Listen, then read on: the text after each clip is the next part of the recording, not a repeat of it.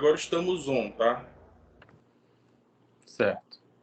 Estamos on. Bom, pessoal, então boa noite a todos, todos os presentes. Eu peço por gentileza que vocês fechem os microfones de vocês e, se possível, também a imagem. Acho que ninguém está com a tela aberta aqui, exceto eu e o Rodrigo.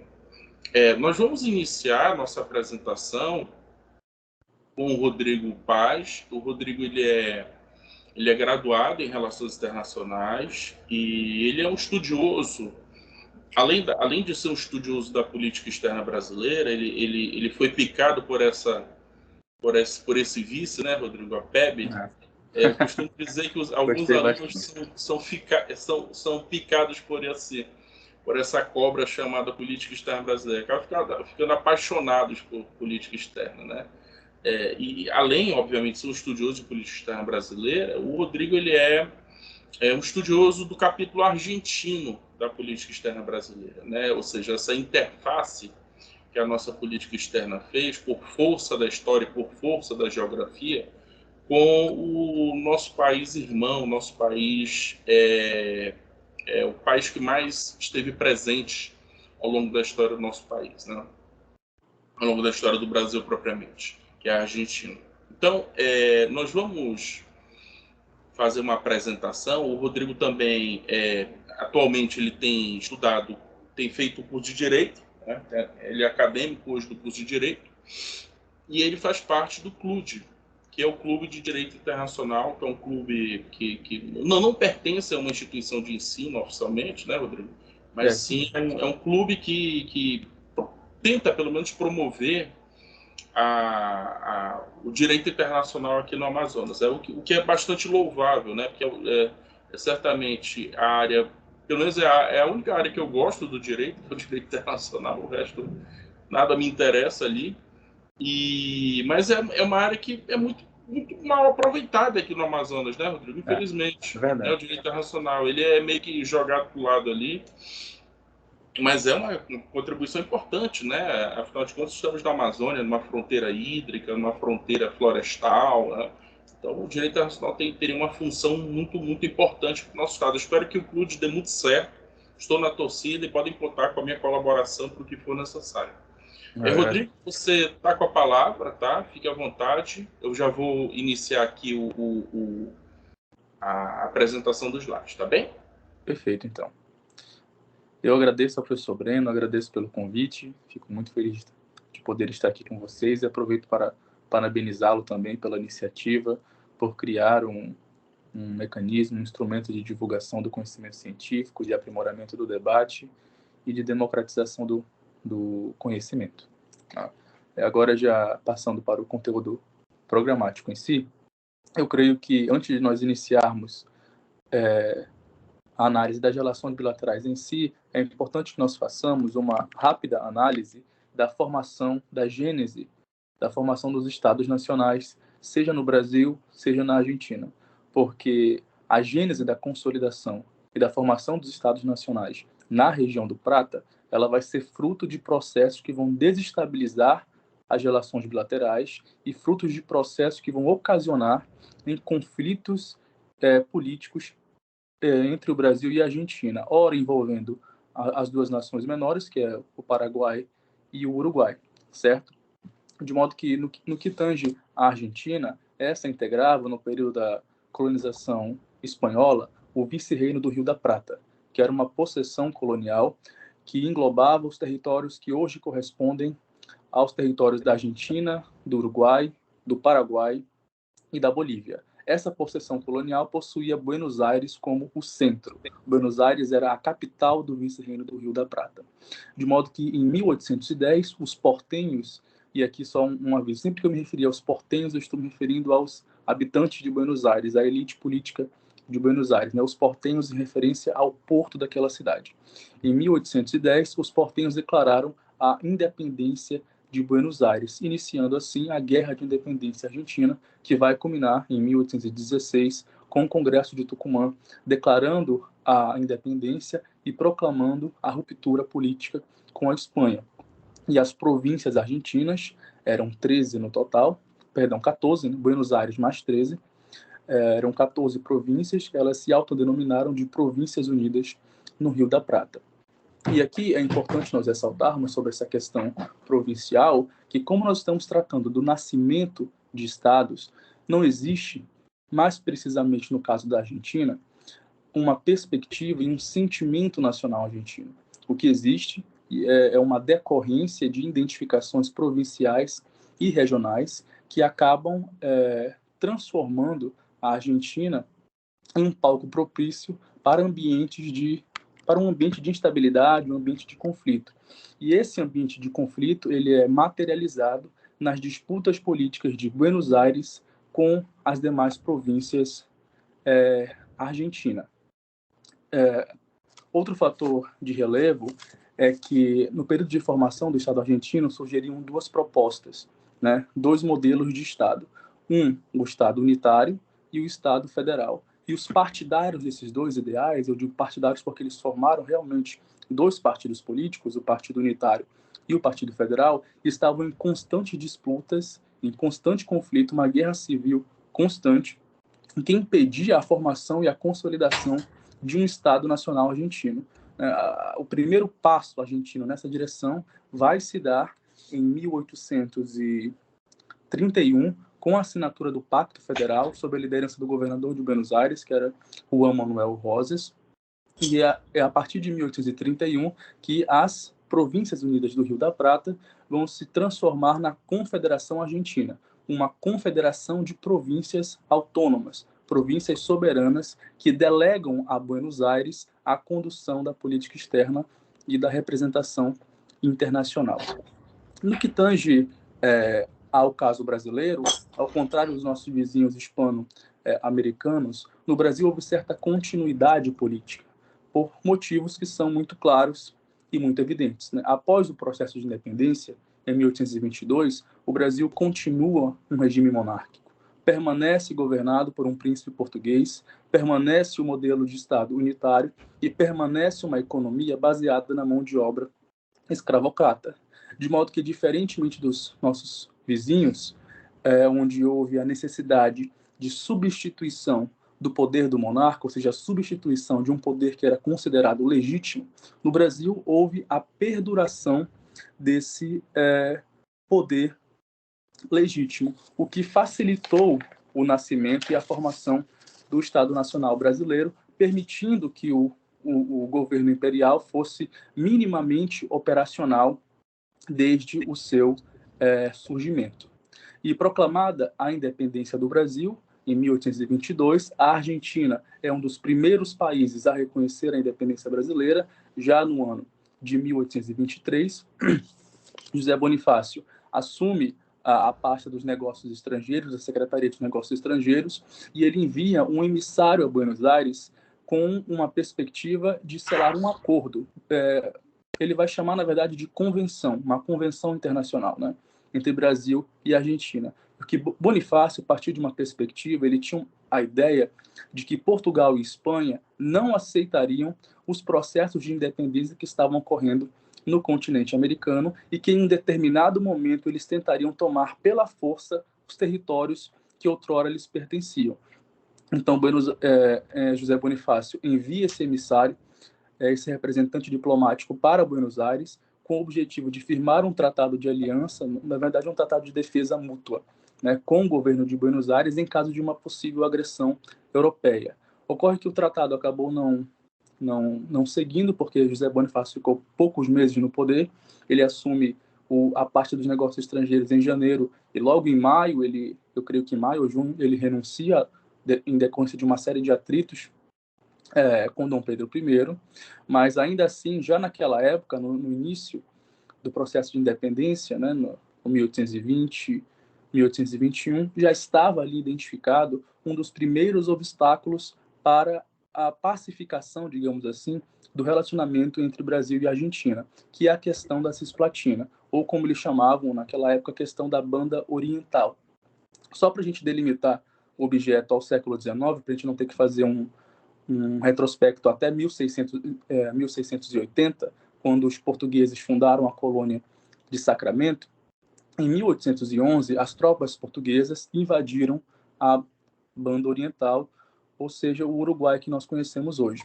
Eles invadem em 1811 e recuam rapidamente. Poucos meses depois, eles recuam, dado a pressão que eles sofrem por parte do governo de Buenos Aires. 5 anos depois, as tropas portuguesas retornam e invadem novamente a banda oriental, só que dessa vez sem sofrer resistência do governo argentino. Já no ano de 1820, as tropas de Dom João VI derrotam o líder nacionalista uruguaio, José Artigas, e em 1821 a banda oriental é incorporada ao território do Reino Unido de Portugal, Brasil e Algarves, né? Passa a compor o território como uma província. Proclamada a independência no ano seguinte, a província cisplatina passa a integrar o Império do Brasil como mais uma de suas províncias, né? Ocorre que o primeiro enfrentamento direto entre as tropas argentinas e as tropas brasileiras dá-se exatamente pela questão uruguaia. E é importante vocês se atentarem a um caso que o Uruguai sempre vai ser o elemento desestabilizador das relações entre Brasil e Argentina. A questão uruguaia, a sensibilidade da questão uruguaia vai estar sempre presente, seja na Guerra da Cisplatina, na Guerra do Prata e na Guerra do Paraguai. É um elemento que vai se repetir, começa sempre no Uruguai. Bom, retomando sobre a questão cisplatina, o conflito ele vai se iniciar diretamente em 1825, porque uma série de revoltosos, partindo de Buenos Aires, chega ao Uruguai com o objetivo de proclamar a independência do país do Império Brasileiro. Só que mais do que proclamar a independência da então República Cisplatina, eles desejam que a banda oriental seja incorporada ao território das Províncias Unidas do Rio da Prata, né, do que hoje seria a Argentina. E o Congresso Nacional Argentino aquece com o pedido de anexação. A partir do momento que o Legislativo argentino aceita o pedido de anexação, Dom Pedro I declara guerra a Buenos Aires. E o que acontece? Essa guerra ela define por 3 anos e termina praticamente num impasse, porque as tropas de Buenos Aires e dos nacionalistas uruguaios conseguem recuperar todo o interior do Uruguai, mas as tropas leais ao Império permanecem em Montevidéu e em Sacramento. As cidades ficam sitiadas e, apesar da superioridade militar argentina, eles não conseguem traduzir essa superioridade militar em uma vitória contra o Império, seja pela superioridade naval brasileira, seja pela falta de coesão interna argentina. É importante lembrar, como eu acabei de falar, que a Argentina vai passar a primeira metade do século XX em uma série de conflitos internos que vai impedir a formação do seu Estado Nacional. Então, seja pela superioridade militar, superioridade naval do Império, seja pelos conflitos internos argentinos, eles não conseguem tomar a capital da banda oriental, que era Montevidéu, e a cidade de Sacramento, que, apesar de sitiada, continua a receber armamento e alimentos através das belonaves do Império. Uma batalha que eu gostaria de destacar é a Batalha de Passo do Rosário. Os argentinos a chamam de Itaizangó.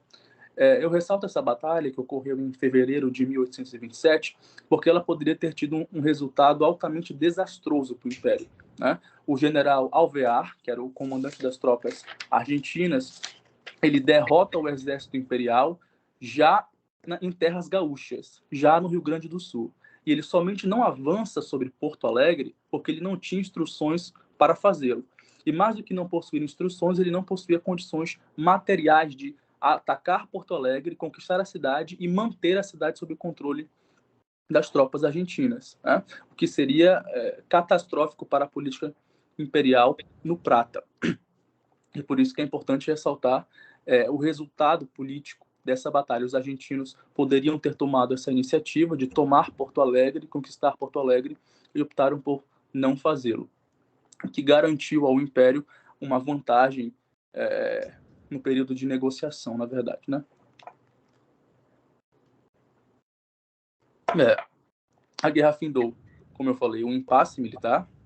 Em 27 de agosto de 1828 foi assinado a Convenção Preliminar de Paz. Essa paz ela foi imposta pelos ingleses, tanto ao Brasil quanto à Argentina. A Inglaterra sempre vai ter um interesse comercial muito grande na navegação dos rios platinos, porque ela utiliza-se dos rios platinos para escoar, né, os seus produtos manufaturados, para fazer importações de alimentos, de cereais e etc. Então, Brasil e Argentina selam um tratado de paz imposto pela Inglaterra e nenhum dos dois termina anexando a província da Cisplatina, ou a Banda Oriental, como preferirem. Né? Na verdade, a Inglaterra sugere a criação de um Estado independente, que é a República Oriental do Uruguai. Né? O Império sempre vai ter uma presença muito grande no Uruguai, uma interferência política muito grande no Uruguai, e isso, inclusive,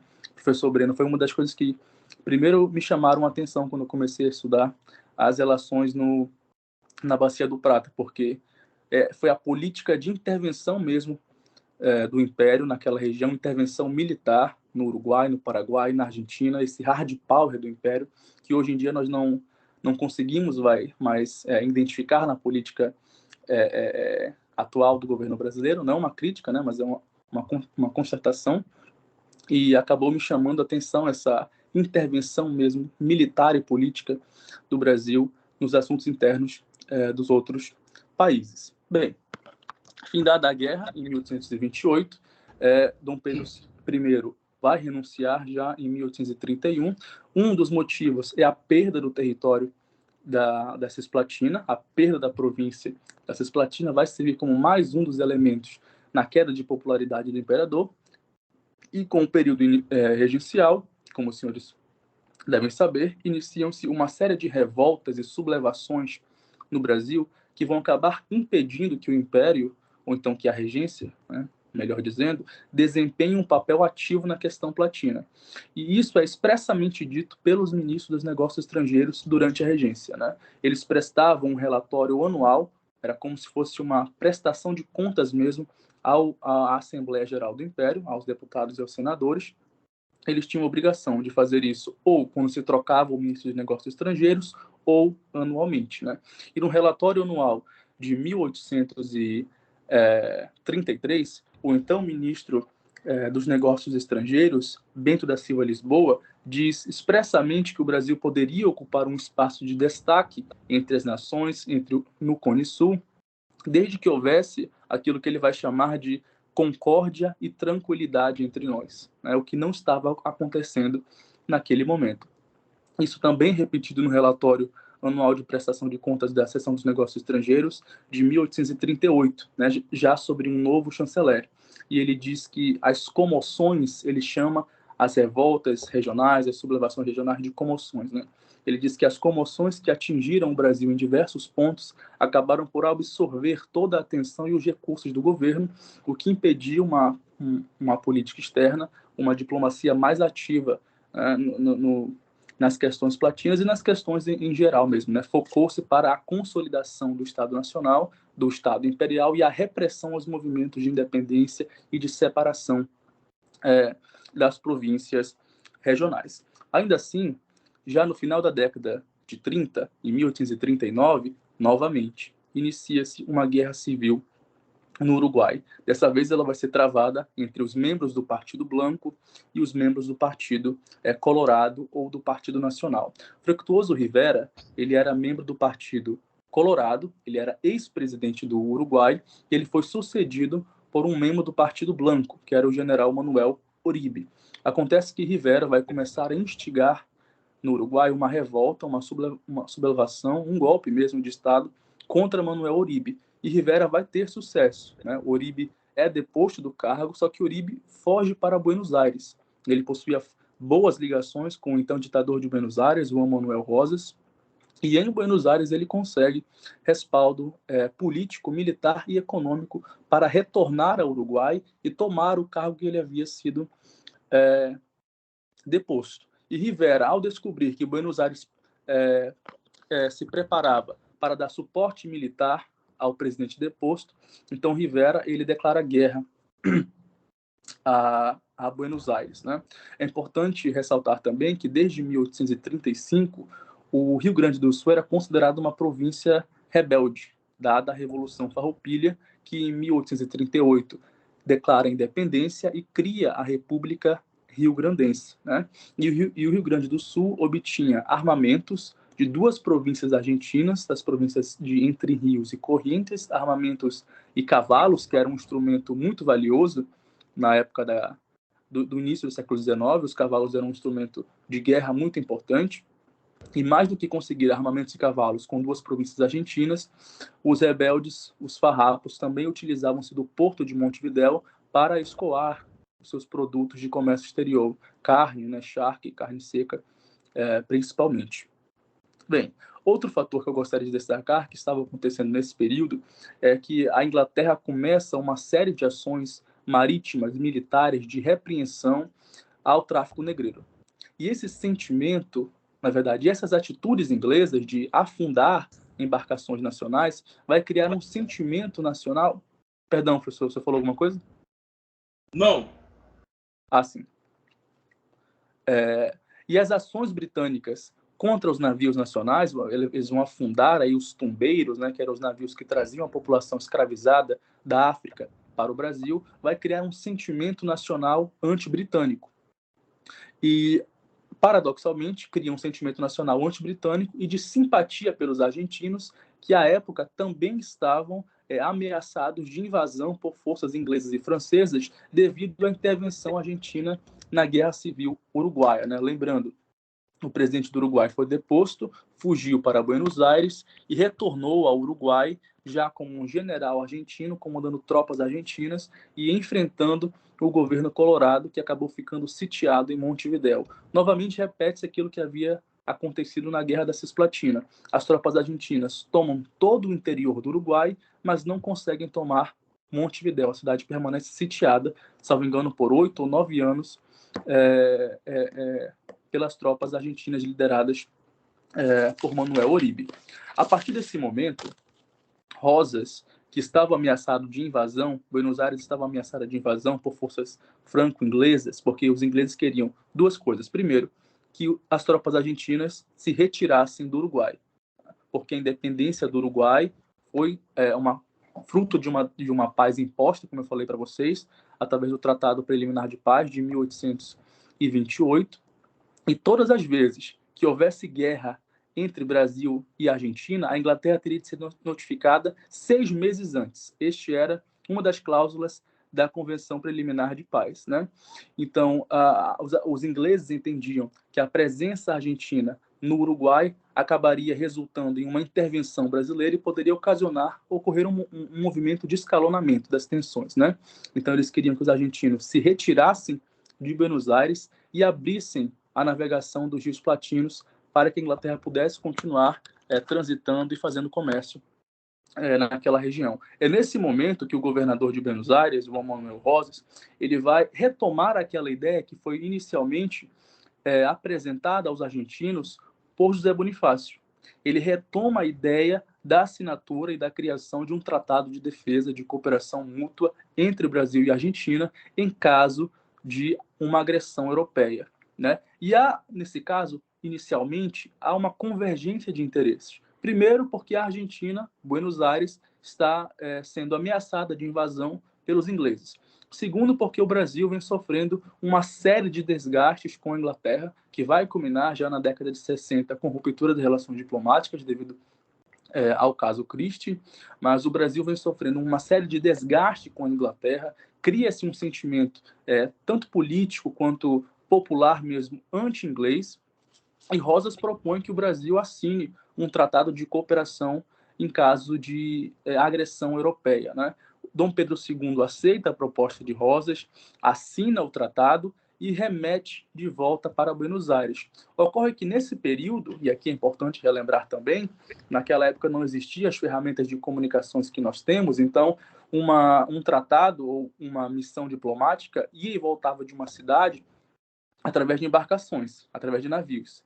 E às vezes, dependendo da localidade, demorava dias ou meses para que houvesse uma correspondência, né? E nesse período de assinatura do tratado, Dom Pedro recebe, ratifica e envia de volta para Buenos Aires. Quando Rosas recebe o tratado, ele já não precisa mais se aliar ao Brasil, porque ele já se acertou com ingleses e franceses e a ameaça de invasão europeia contra Buenos Aires foi repelida, foi afastada. de modo que ele não precisa mais fazer esse ato de união, desse tratado de cooperação de defesa com o Império. Acontece que a elite política imperial, os dois partidos políticos imperiais, vão interpretar nessa recusa de Rosas de assinar um tratado que ele mesmo havia proposto, nenhuma tentativa do governador de Buenos Aires de lesar o imperador.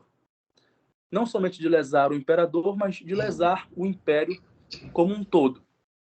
E outros dois fatores vão se somar a essa perspectiva.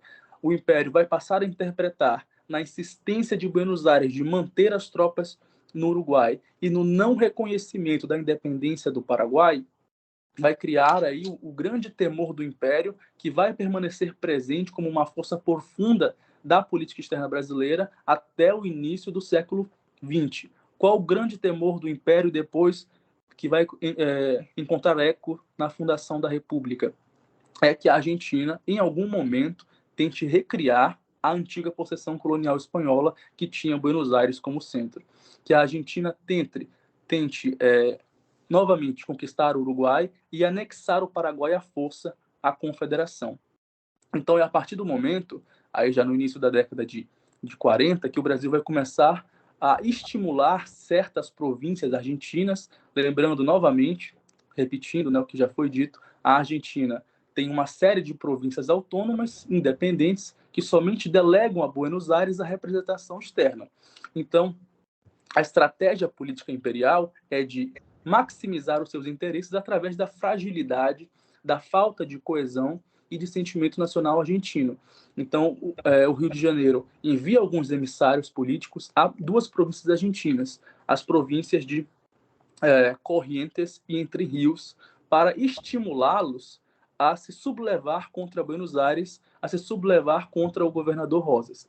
É importante dizer que a iniciativa inicialmente vai obter um retorno da província de Entre Rios, que é governada por Justo José Urquiza, que é até aquele momento um aliado político de Rosas. Eles pertencem ao mesmo partido político, que é o Partido Federal. E a província que Urquiza liderava, que é a província de Entre Rios, é a segunda maior província da Confederação Argentina, com o segundo maior exército e a segunda maior economia. E Urquiza vai convencer um aliado político seu, que era o Benjamin Visodoro, governador da província de Corrientes, a formar essa aliança com o Império e a derrubar o governo de Buenos Aires.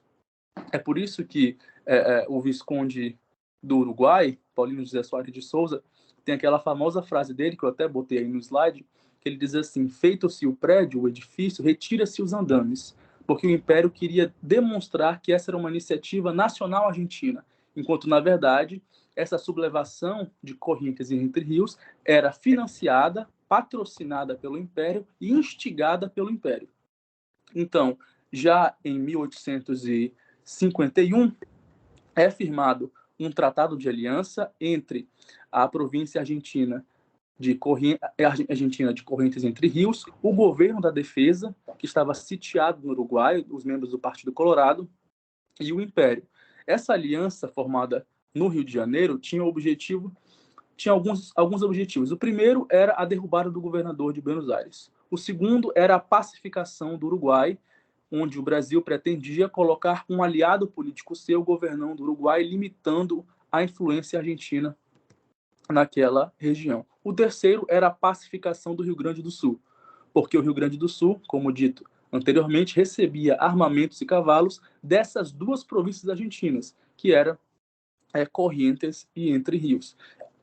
Perdão. Além do mais, o relacionamento bilateral com Buenos Aires sofre uma escalada e vai terminar em 1850 com o representante de Buenos Aires na corte no Rio de Janeiro, o general Tomás Guido, pedindo seus passaportes. E na época, quando um encarregado, um plenipotenciário pediu seus passaportes, significava a ruptura das relações diplomáticas entre os dois estados.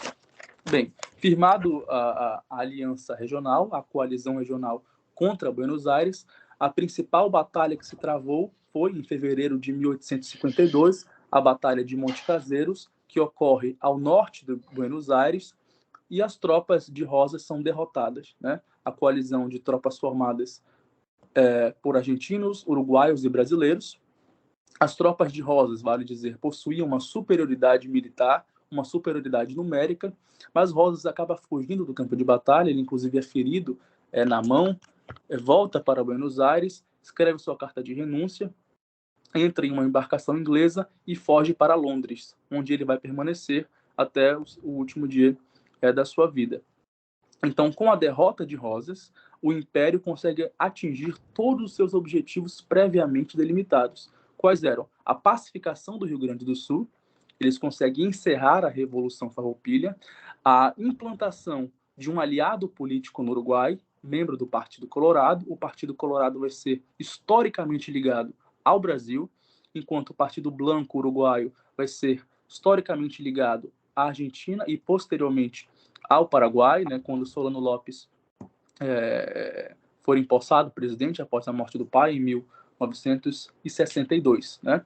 Então, após a vitória na Guerra do Prata, da coalizão regional contra a Buenos Aires, o Rio de Janeiro consegue estabelecer a livre navegação dos rios, assina alguns tratados de amizade, de extradição, de comércio e limites com a Argentina e o Uruguai, e, na verdade, transforma o Uruguai em um estado fantoche, né? Porque ele assina uma série de tratados desiguais com o Uruguai, que deixa o Uruguai completamente dependente do império, da economia imperial. Com a batalha, com a derrota, na verdade, de Buenos Aires na Batalha de Monte Caseiros, em 1852, Buenos Aires se segrega da Confederação Argentina. E aí vai existir dois estados que dizem representar os argentinos, né? Primeiro, a Confederação Argentina, formada pelas 13 províncias, e agora cuja capital será na província de Entre Rios, representada e governada por Justo José Urquiza, e a província de Buenos Aires.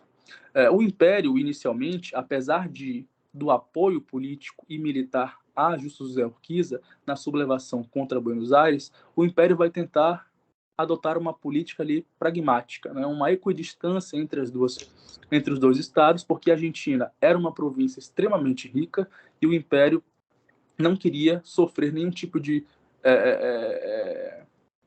desgaste comercial com Buenos Aires. Então, o Império começa a fazer uma série de empréstimos ao governo nacional da Confederação Argentina. Inicialmente empresta 300 mil patacões a Urquiza, só que Urquiza vai escalando, porque Urquiza quer o apoio militar do Império. Urquiza quer que o Império auxilie a Confederação Argentina a anexar novamente Buenos Aires à Confederação.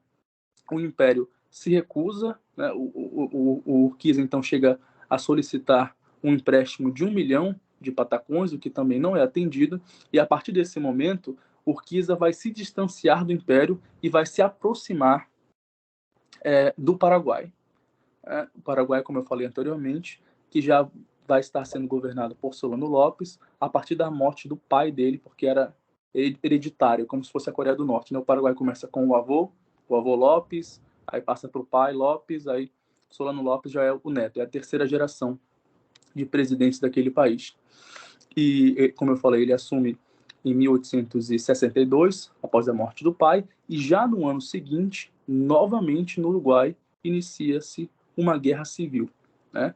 Novamente liderada pelo Partido Colorado contra o Partido Blanco, né? Só que dessa vez é Venâncio Flores que vai instigar um golpe de Estado contra o presidente eleito Bernardo Berro, do Partido Blanco. Só que essa ação interna no Uruguai não vai chamar tanto a atenção dos argentinos dessa vez. Quem vai se incomodar com a atitude de Venâncio Flores é o Paraguai, né, que é um aliado político do Partido Blanco, um aliado político de Bernardo Berro.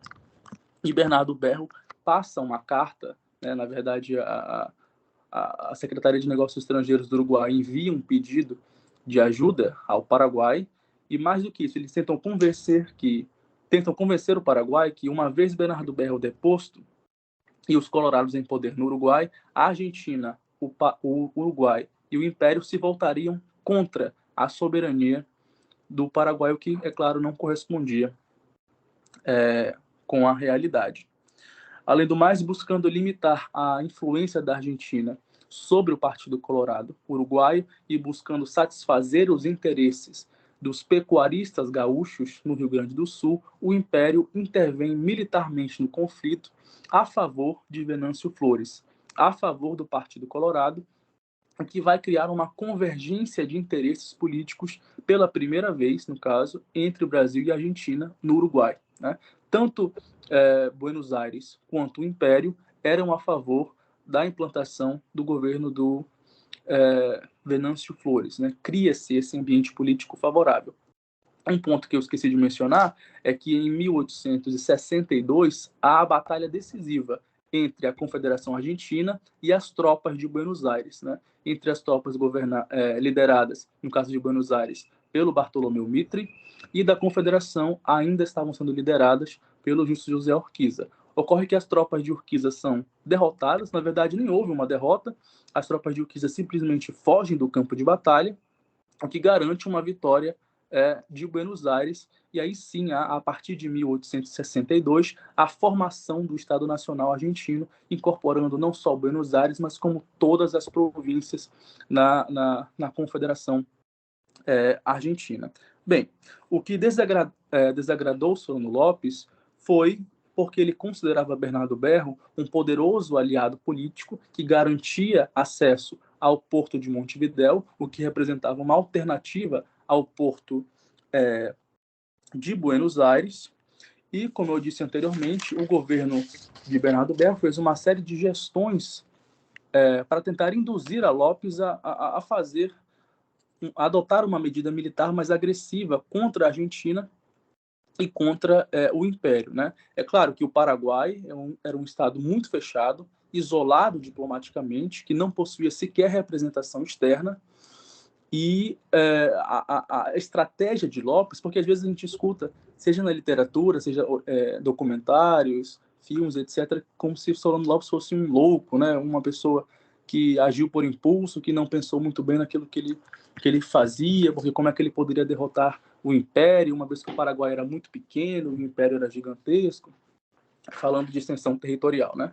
Mas o fato é que eu não acredito que ele agiu por impulso, na verdade havia uma estratégia por trás disso. Ele possuía aliados políticos, né? Ele possuía aliados como Urquiza, que apesar de derrotado na Batalha de Pavão, permanece como governador da província de Entre Rios, e ele possuía os aliados dele do Partido Blanco no Uruguai. Ocorre que ele ataca o Brasil em dezembro de 1864, as tropas paraguaias avançam sobre o isolado estado de Mato Grosso. É importante ressaltar que não existia uma conexão terrestre entre o Rio de Janeiro e o estado do Mato Grosso. A conexão se dava via a Bacia do Prata. Então, as embarcações saíam do Rio de Janeiro, passavam pelo Uruguai, Montevidéu, Buenos Aires, subiam os rios platinos, o Rio Paraguai, Uruguai e o Rio Paraná, para poder chegar em Cuiabá, que era a capital da província de Mato Grosso, né?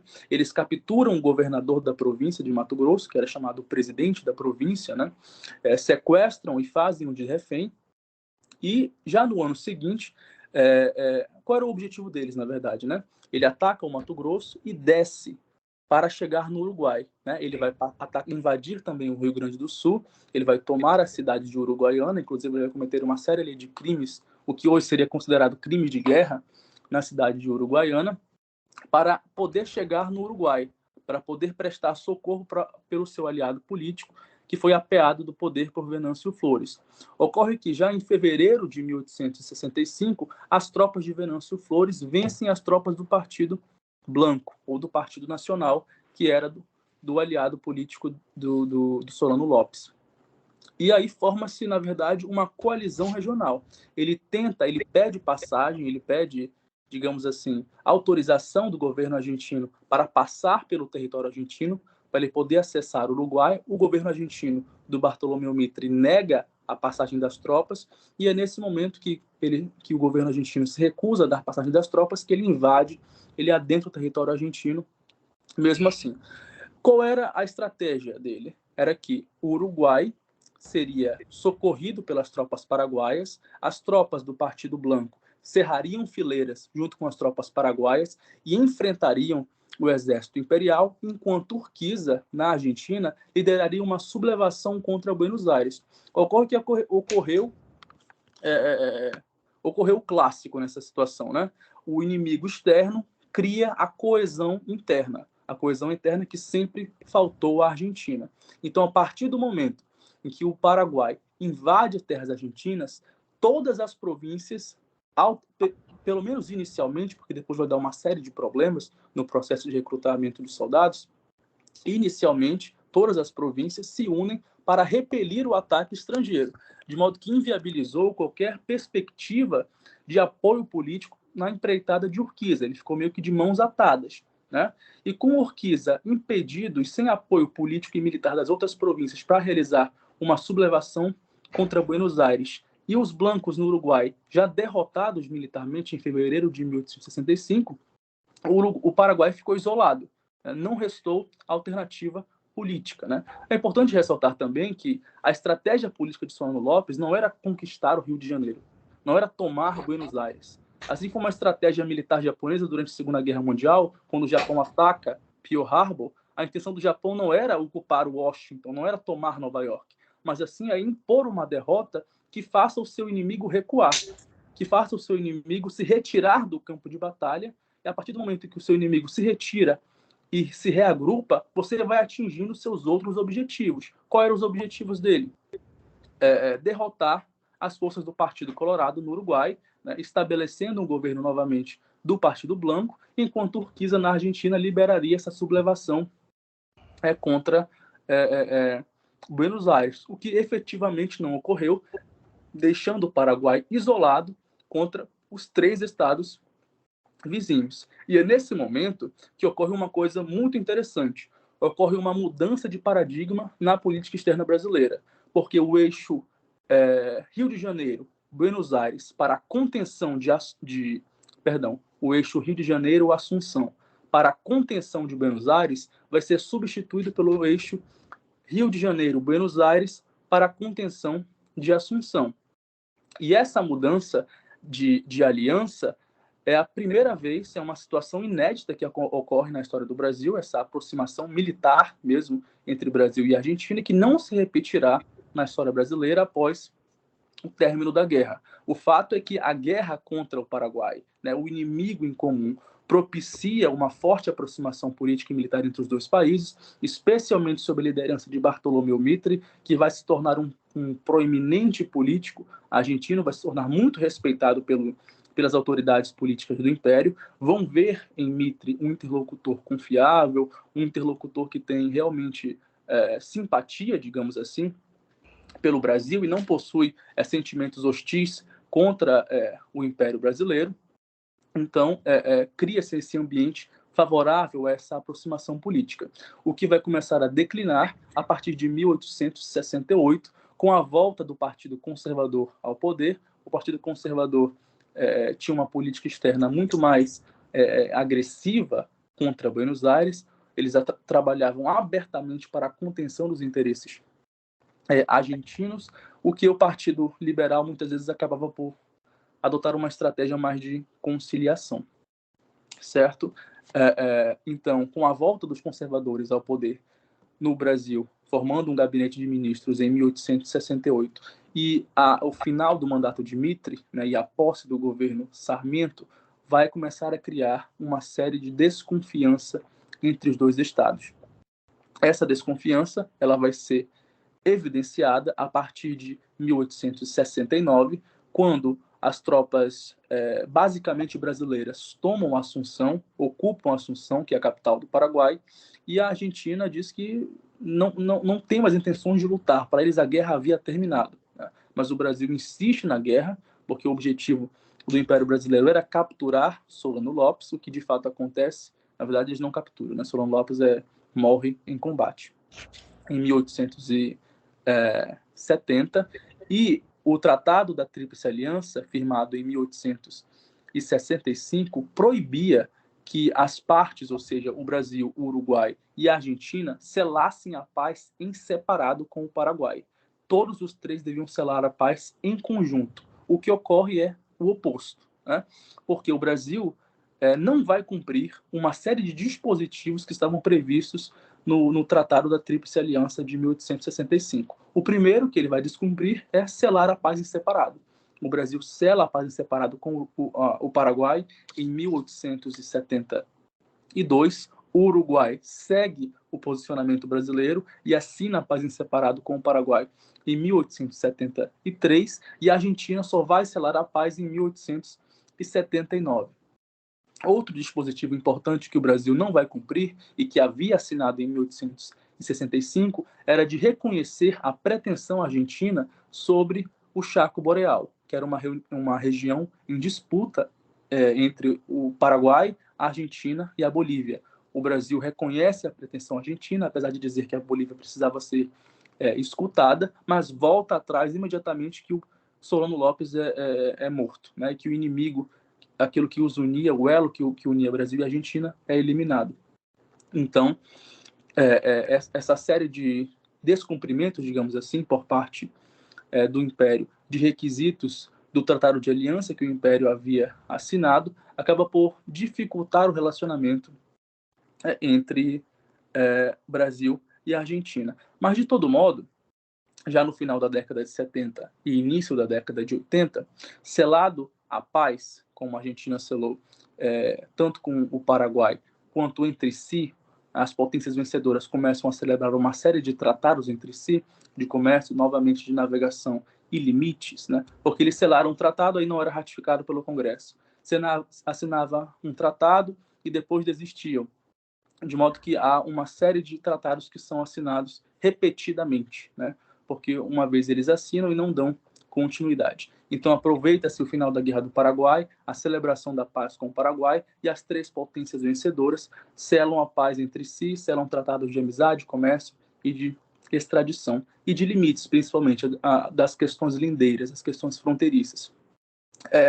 Eliminadas as questões fronteiriças, que são um dos principais motivos de instabilidade entre Buenos Aires e o Rio de Janeiro, há uma consequente pacificação das relações políticas, né? Além do mais, a região do Prata, ela torna-se basicamente, ela vai perdendo o interesse.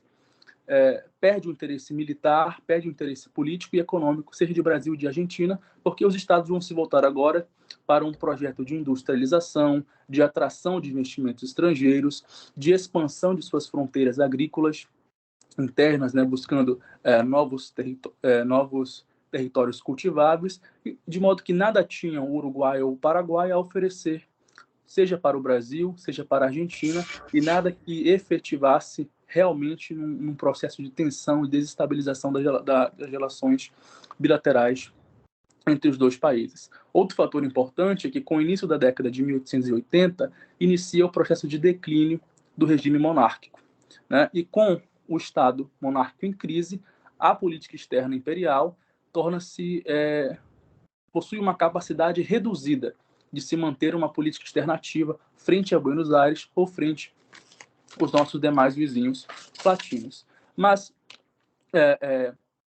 a década de 80, de 1880, também marca um novo entendimento, um novo patamar de relacionamento entre Brasil e Argentina. Porque, como eu falei para vocês, finalizado as questões fronteiriças, as questões lindeiras, que eram o ente principal de desestabilização da relação, e pacificado o Uruguai, consolidado o Estado Nacional Uruguaio, cessado as sublevações e guerras civis no Uruguai, o relacionamento entre Brasil e Argentina entra em um novo patamar. Tanto que, em 1887, o Barão de Cotegipe, que era do Partido Conservador, é bom ressaltar, ele defende, basicamente, a Argentina na Assembleia Geral do Império, porque uma série de senadores começam a fazer discursos contra a Argentina, alegando que a Argentina estaria em um processo, que era verdade mesmo, de rearmamento, só que eles, Cotegipe diz o seguinte, responde a eles o seguinte, né? Olha, os senhores estão aqui, muitos dos senadores que estão aqui reclamam diariamente que o Império perdeu a província da Cisplatina. E o posicionamento de um senador, o posicionamento de um governador, não pode ser traduzido em uma ação oficial do governo federal, do governo do Império, né? Não é porque um senador está questionando, não é porque um governador questionou ou se lamentou que nós perdemos essa Cisplatina, que o governo federal irá agir no sentido de anexar novamente a província da Cisplatina. Inclusive, né, foi nessa época que Machado de Assis escreve uma crônica publicada no Jornal da Gazeta, sobre o relacionamento entre Brasil e Argentina. Apesar de ser um pouco idealista, digamos assim, é um texto bem bacana, bem bonito de se ler. Ele faz um breve retrospecto sobre o relacionamento bilateral entre Brasil e Argentina, com o início conturbado.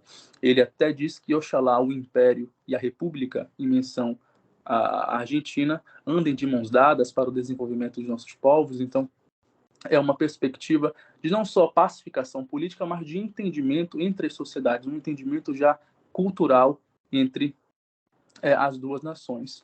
E é este novo patamar de entendimento que propicia um novo nível de confiança que vai dar, que permite que, em fins de 1888, iniciem-se as tratativas para o estabelecimento final das questões lindeiras que estavam pendentes desde o fracasso da tentativa de estabelecer a questão de limite oficialmente entre o Brasil. Primeiro tentou-se em 1857, as negociações fracassaram, depois tentou-se novamente em 1876, também sem sucesso, após a Guerra do Paraguai, lembrando que a Argentina, como eu falei para vocês, assinou a paz com o Paraguai em 1876. Foi nesse momento que o Brasil também tentou selar uma questão de limites, que iniciou-se as tratativas, mas não obtiveram retorno, dada uma divergência de opiniões, né? Desse modo, em 1885, assina-se o Tratado para Exploração e Reconhecimento do território de Palmas, que era uma região de aproximadamente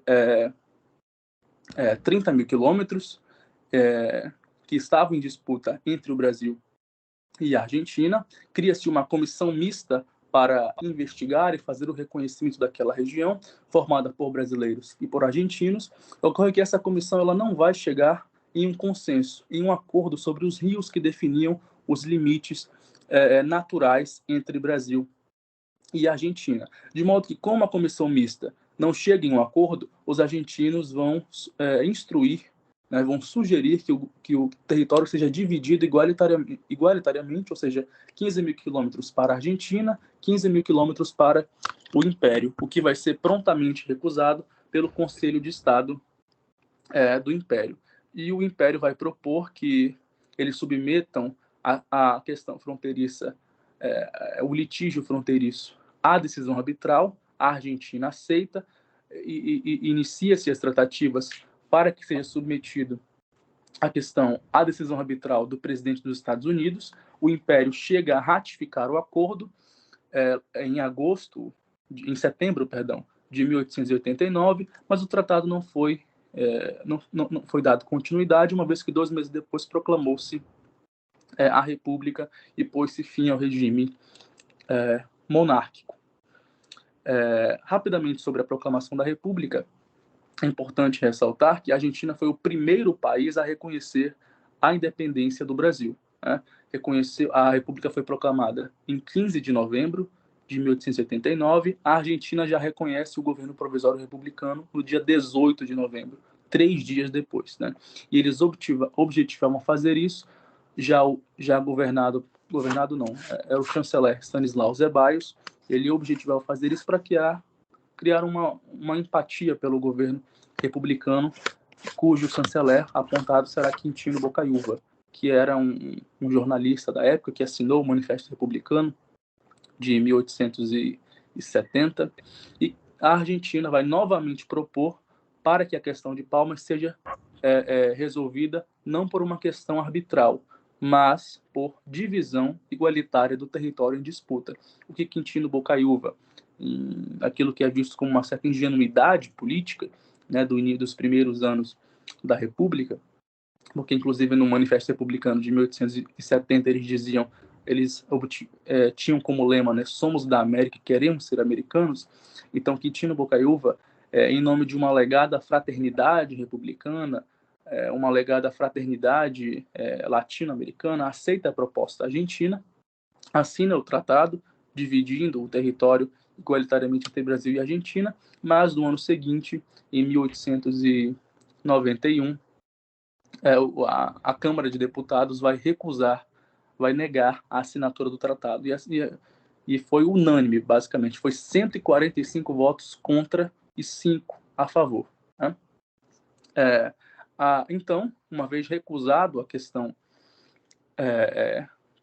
pela Câmara de Deputados, eles vão retomar, os governos brasileiro e argentino, retomam o tratado que havia sido firmado por Argentina no final do Império, né, pela Argentina e pelo Império, ainda em 1889, que era de submeter a questão de Palmas à decisão arbitral do presidente dos Estados Unidos. Neste caso, já era o presidente Cleveland. Né? Então, a delegação argentina vai ser chefiada pelo chanceler Stanislau Zeballos, e a delegação brasileira vai ser chefiada inicialmente pelo barão Aguiar de Andrada, que acaba falecendo poucos dias depois, ou alguns meses depois, e o barão de Aguiar de Andrada vai ser substituído por outro barão, que era o barão do Rio Branco. Rio Branco chega a Washington em 1893, inicia uma série de tratativas e uma série de pesquisas ali com a sua equipe, e que vai acabar encontrando já na Espanha o mapa das cortes, que foi o mapa que foi a base das negociações do Tratado de Madrid de 1750. Como eles encontraram o mapa original, foi possível identificar que os mapas que os argentinos estavam utilizando não eram fiéis à cópia original. A cópia original não, o documento original, né? Os argentinos que possuíam a cópia. Então foi possível verificar que os argentinos estavam com mapas que possuíam erros de cópia, né? Não foi visto por Rio Branco, nem pelos diplomatas brasileiros, como um ato de má-fé, mas foi como um erro mesmo de transcrição, um erro de cópia. Inclusive, isso é muito comum, aconteceu esse ano, a descoberta por alguns historiadores brasileiros, que uma série de nomes de africanos que habitavam ali o Colombo dos Palmares, um dos quilombos dos Palmares, estavam com a grafia errada, por erro de cópia mesmo, né? Assim como nesse caso. Às vezes é difícil identificar a grafia naquela época da tinta, né? Então os copiadores acabavam errando. E foi o que aconteceu no caso do pleito argentino, né?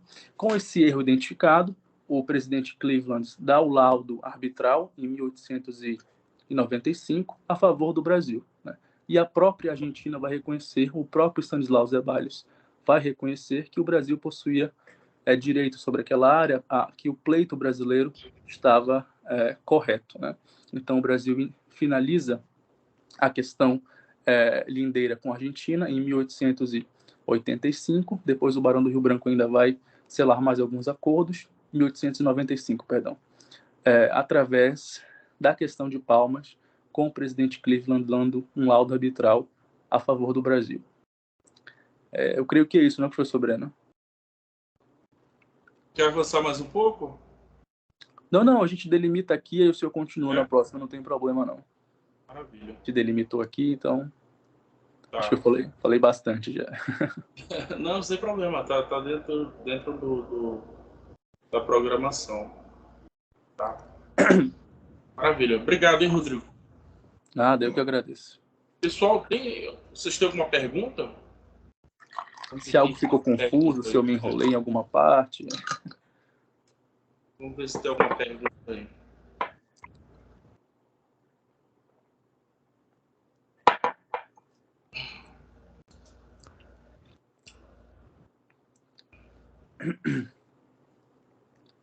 Se não tiver, eu tenho.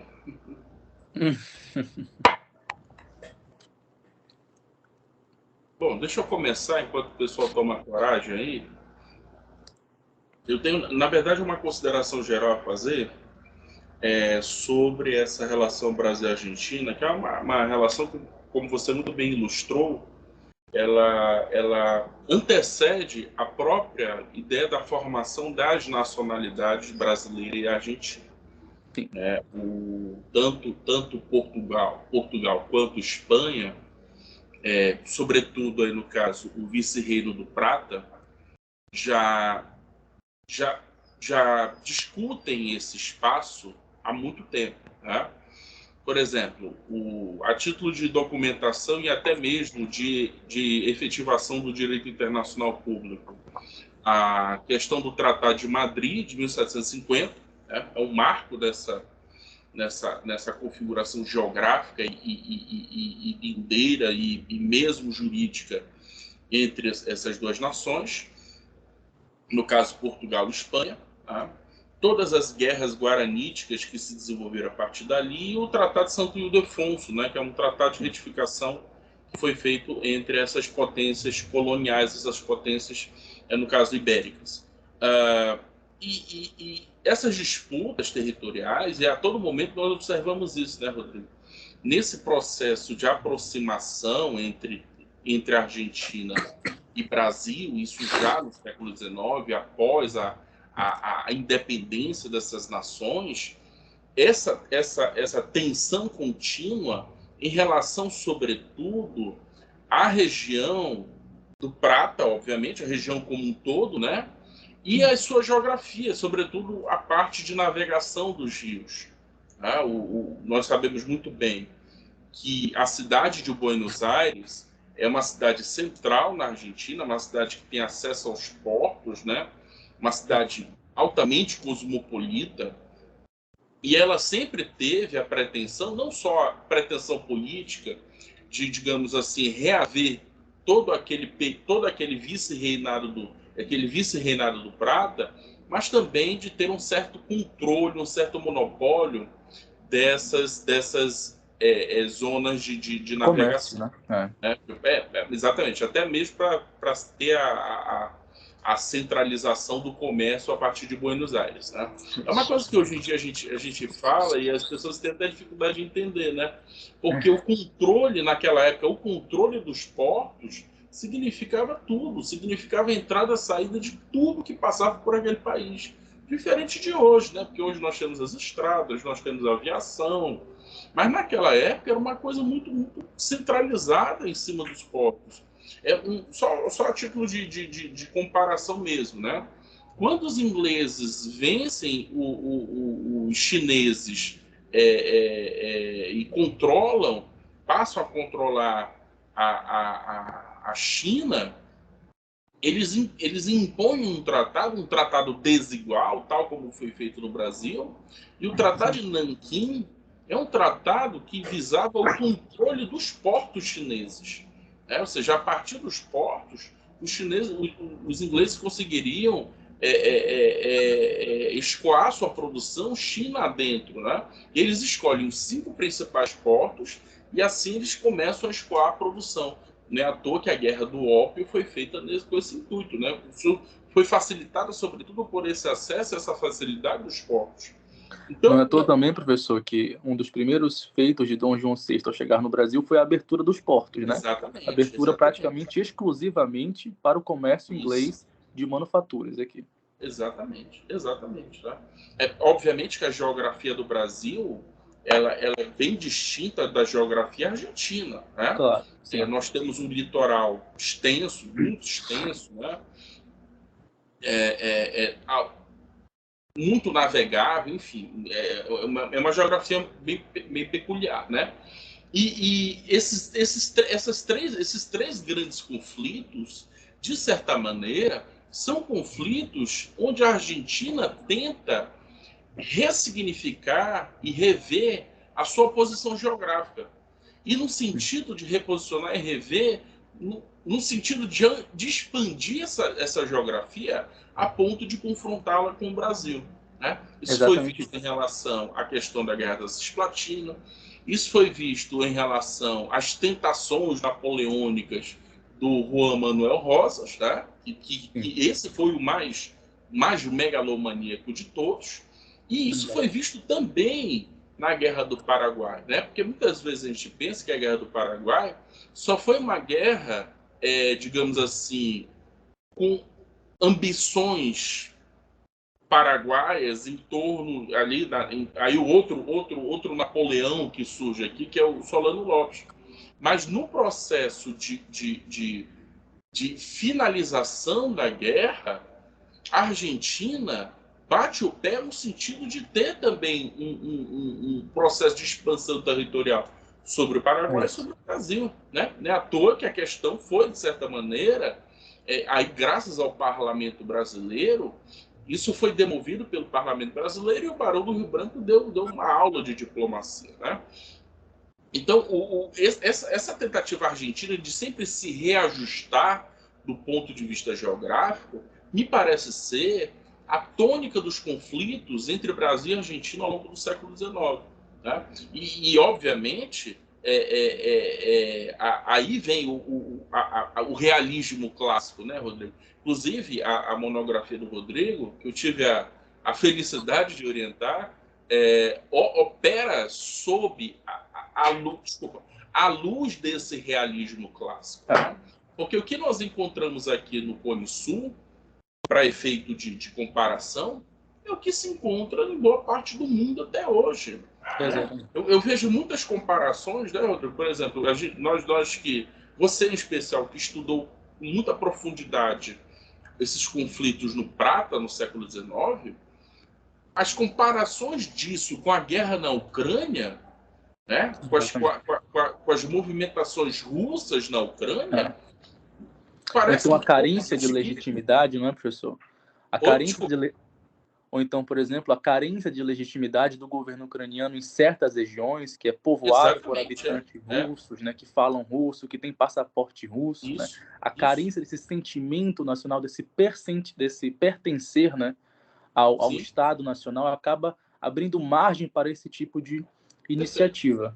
Perfeito. E lembra muito o caso do Uruguai no século XIX. Porque o Uruguai, no século XIX, você usou o termo Estado fantoche, né? Do Estado fantoche, mas eu utilizaria o termo Estado tampão. Oi? Era fantoche, hora da Argentina, hora do Brasil. Exatamente, sim. Ele acabou sendo criado... É uma criação inglesa, de certa maneira. Né? Os ingleses acabaram usando a sua capacidade hegemônica ali naquela região, impondo a Brasil e a Argentina, porque do ponto de vista territorial os dois saem prejudicados, né? Principalmente o Brasil. Mas o Paraguai se torna uma zona de influência, de confluência, de conflito dessas duas nações, né? O século XX é isso. Ora a Polônia é esse Estado tampão e hoje é a Ucrânia esse Estado tampão, né? Ou seja, essa flexibilidade territorial, outrora aqui no Cone Sul, repete-se hoje no século XXI no coração da Europa. Né? Então é muito interessante ler a história à luz do realismo, porque parece que são coisas que se repetem, né? Não são coisas ultrapassadas, não são coisas constantes, né? Isso aconteceu lá no passado, isso é bobagem, vamos pensar no futuro. Não. Pelo contrário, né? O passado funciona como uma espécie de lição histórica para os eventos que estão ocorrendo hoje em dia.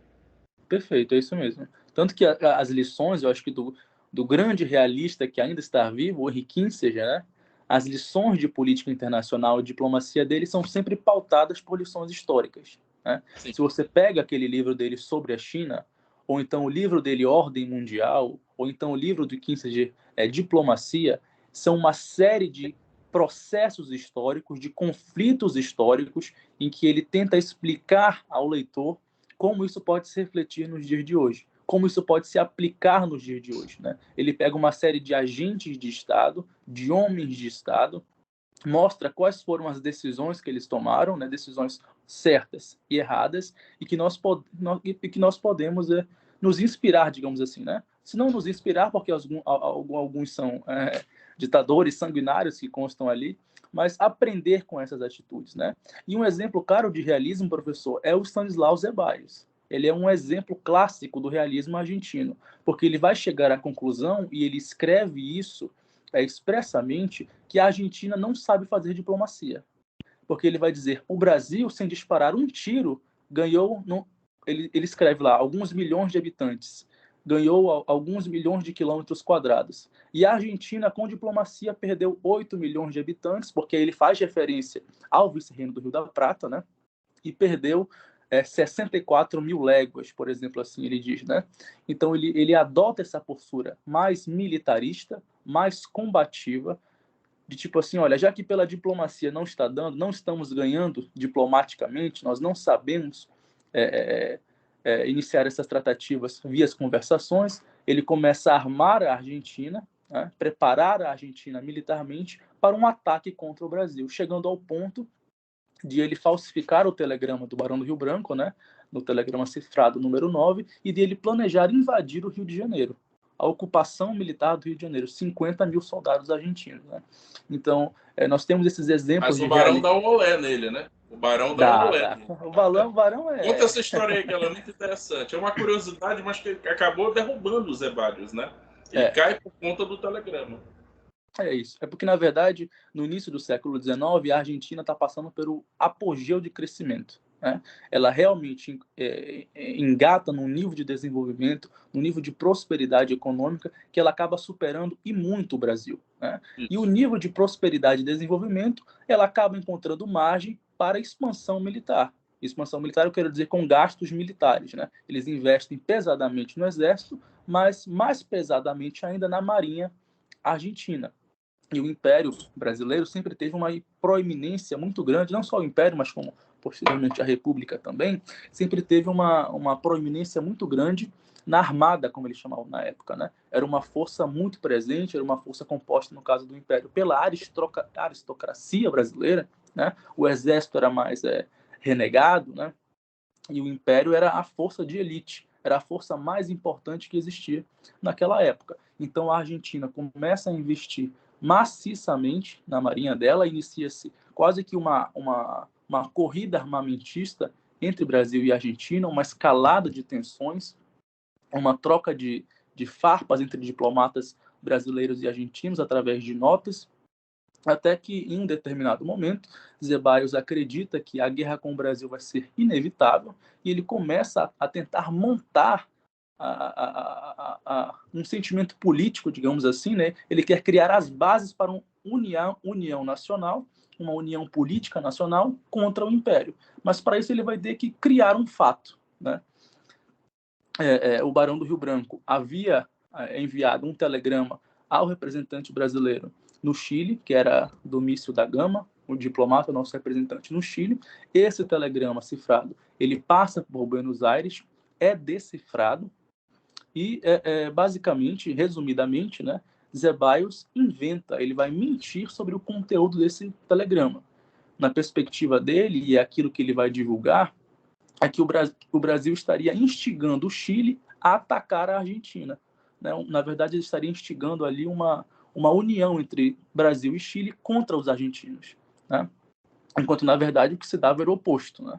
Porque o Barão do Rio Branco ele vai disponibilizar a cifra que ele havia utilizado, vai disponibilizar o conteúdo da carta integral e vai divulgar publicamente. Né?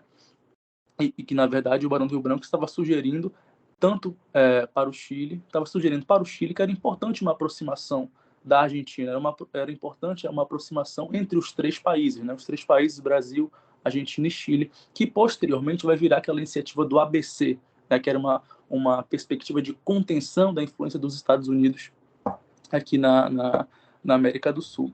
Então, o Barão do Rio Branco divulga a carta, acaba criando-se ali um constrangimento muito grande para o chanceler Zebaios, porque fica claro, fica evidente que ele falsificou aquela carta, que ele falsificou aquele documento, que ele fez acusações indevidas contra o Brasil, mas o que vai fazer ele cair mesmo é a divulgação pelo jornal La Nación desse projeto que ele tinha, que já havia, inclusive, obtido a anuência do presidente da Argentina, de atacar o Rio de Janeiro, né? Porque ele acreditava, e estavam corretos mesmo, militarmente eles estavam corretos, a Argentina estava muito superior ao Brasil, né? Tanto financeiramente quanto militarmente. E eles queriam se aproveitar desse momento de superioridade militar e econômica para atacar o Brasil, e o próprio Rio Branco escreve que o Brasil estava extremamente fragilizado, né? Seja politicamente, com a proclamação da República, uma série de sublevações regionais, né? Canudos, por exemplo,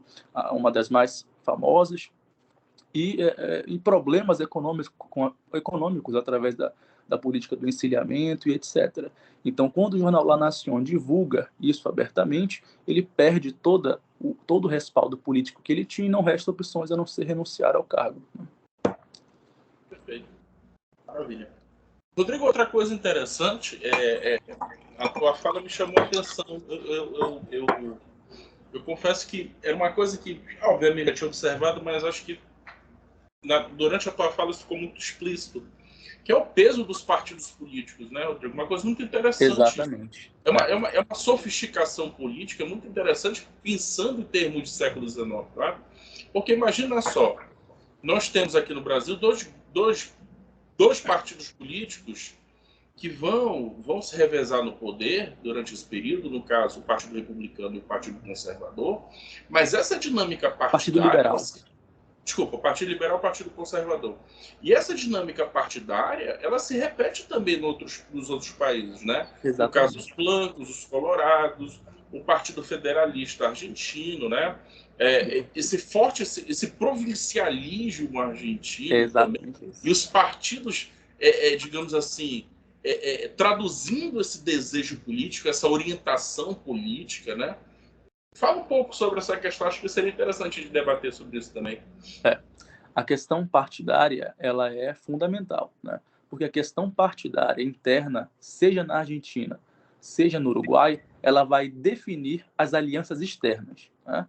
Porque nós temos ali um alinhamento muito claro. O partido, como eu falei anteriormente, né, o Partido Colorado no Uruguai, ele vai ter uma forte aproximação, com uma aproximação histórica, na verdade, com o Império do Brasil. Inclusive, ele vai ser financiado, né, muitas vezes, pelo Império do Brasil. No caso da Guerra do Prata, inclusive, o Brasil aciona o futuro Barão de Mauá, que é o Irineu Evangelista de Souza. É ele quem faz o empréstimo para o governo de resistência no Uruguai, para o governo colorado, que estava sitiado. E também no Uruguai, os membros do Partido Blanco ou do Partido Nacional vão possuir fortes ligações com o governo argentino, né? O Partido Blanco uruguaio está ligado ao Partido Unitário argentino, né? E o Partido Colorado uruguaio está ligado ao Partido Federal, perdão, o Partido Unitário, o Partido Blanco, só me encontrando novamente, me confundi com as siglas partidárias.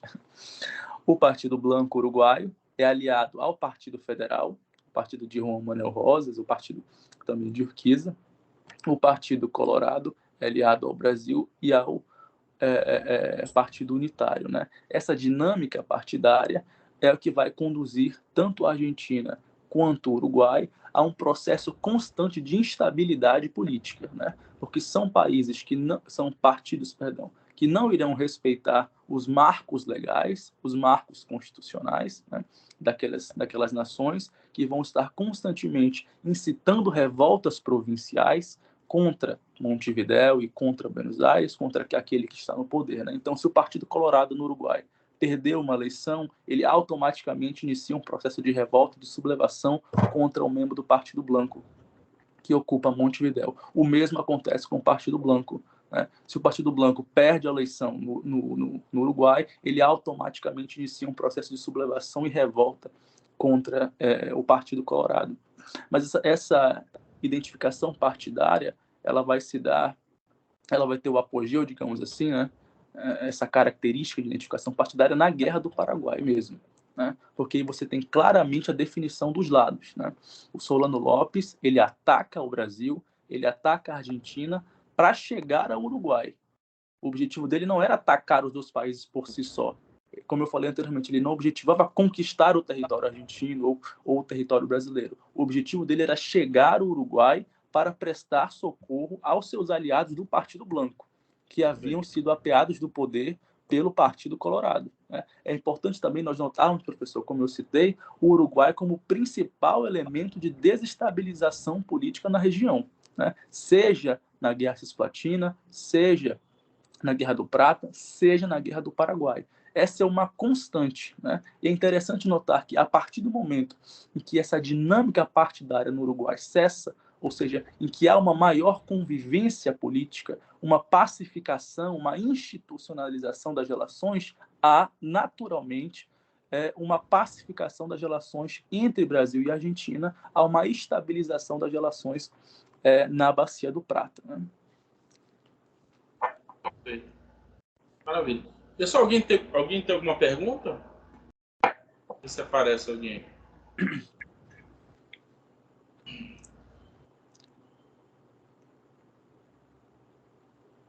Só para registrar aqui, enquanto o Rodrigo falava, eu peguei aqui o exemplar, né? Sim, A eu Mansão da tenho. Guerra, né? Muito bom do, esse livro. do Doratioti. Doratioti. Esse livro, para nós percebermos como essas coisas são, né? Esse livro aqui, ele é de 2002, ou seja, é um livro que que fez agora 21 anos, né? Ou seja, um livro recente, né? Um livro recente, essa que é a verdade. Ano passado saiu a nova versão, professor. Não sei se você ouviu. Desculpa, eu não entendi. Ano passado saiu a nova versão. Ah, legal. Uma nova edição, na verdade, né? Uma edição revista e ampliada. Sim, maravilha. E uma coisa interessante, né? A Guerra do Paraguai ela se encerra em 1870. Ela vai de 64 até 70, né? 1870 é o ano da publicação do Manifesto Manifesto Republicano, Republicano. né? É um documento que, assim, quem estuda século XIX é um documento fundamental, é batata, é básico para entender o século XIX. E, principalmente, a entrada do novo ator no processo político, no caso, os militares. Né? Exato. Eu não me refiro aí, o Rodrigo usou um termo de época, a armada, mas eu não me refiro aí à armada, tá? No caso, a marinha, porque a marinha gera uma força estável desde a época do Império. Né? O que se forja na Guerra do Paraguai, em termos ideológicos, em termos de espírito de grupo, de identidade militar, é o exército. Né? Daí a importância de Caxias, por exemplo. E uma coisa interessante dessa época, né, Rodrigo, é que é justamente nesse processo de colapso, de fim da Guerra do Paraguai e de declínio relativo do Império, que você tem a ascensão desse novo ator, né? No caso, o Exército Brasileiro. E o Doratiotto, quando ele faz esse estudo histórico sobre a Guerra do Paraguai, ou seja, uma obra muito recente, para o grande significado que foi a Guerra do Paraguai, ele retoma justamente o papel da geopolítica, no caso, e afasta toda aquela interpretação sobre a Guerra do Paraguai, que foi uma interpretação que ajudou a me formar, por exemplo. Eu sou da época, na escola, né, que a visão que se tinha era mais ou menos a seguinte, a configuração mental era mais ou menos a seguinte, olha, a guerra que o Brasil travou contra o Paraguai foi uma guerra contra uma nação democrática que buscava sua independência, que já estava se Desenvolvida, né? industrializando, desenvolvida, né, etc.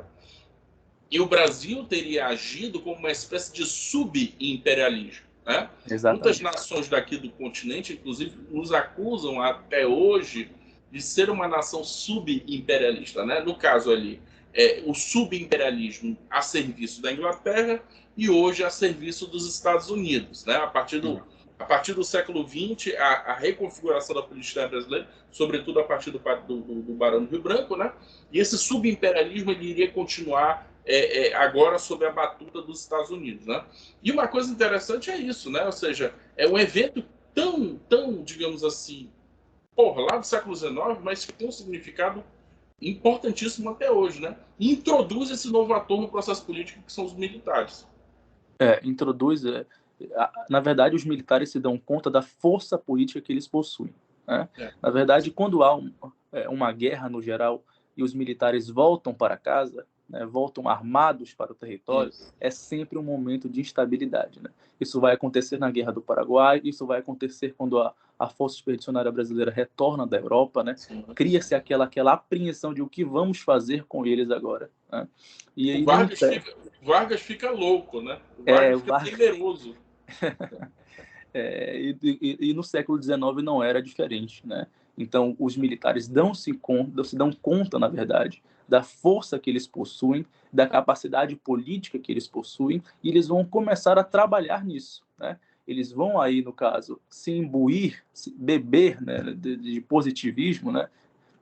vão criar a academia militar ali do Rio de Janeiro, em que eles vão passar a formar, né, os cadetes ali, visados para essa formação política de, olha, esses políticos que estão aí não sabem fazer nada, nós temos compromisso com o Estado, nós temos compromisso com a administração, nós temos zelo pela coisa pública, né? Inclusive aí vão até descambar para uma coisa assim, quando eu estive no Rio de Janeiro, fui visitar a Igreja do Positivismo.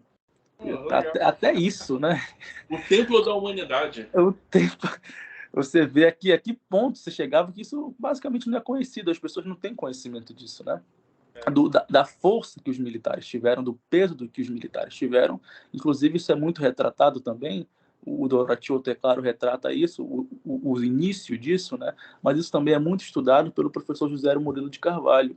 Ele tem aquele livro Forças Armadas e Política no Brasil, onde ele retrata, né, a participação ativa que os militares tiveram na formação do Estado Nacional Brasileiro e como eles contribuíram, não só politicamente, mas essa mentalidade militar, digamos assim, né, na formação dos outros políticos, que vai influenciar, por exemplo, começa aí, professor, no retorno deles da Guerra do Paraguai, e vai influenciar até o movimento tenentista, já no início do século XX, né, e outros movimentos políticos que vão se dar no século XX no Brasil. Maravilha. Bom, será que tem alguém aí? Perguntar? A gente já pode ir para os encaminhamentos, né?